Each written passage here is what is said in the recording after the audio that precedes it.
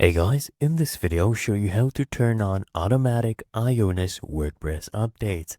The first thing I want you to do is just log in to Ionos, and then here from your dashboard, come at the top, click on menu, and then click on websites and shops, okay? Now what I want you to do is I want you to locate your website or your shop that you have integrated with WordPress. So I've done it for this one. So this domain, click on more details. Now what I want you to do, as you can see right here, this one has auto updates enabled. The way to do this, very easy, click on settings, and then I want you to scroll down until you see automatic updates. Make sure this one is toggled on for update all automatically, as you can see right here. And you can also go ahead and do this, click here on edit settings, and you can toggle on the ones that you want, okay? The updates you want, and make sure you save the settings, okay?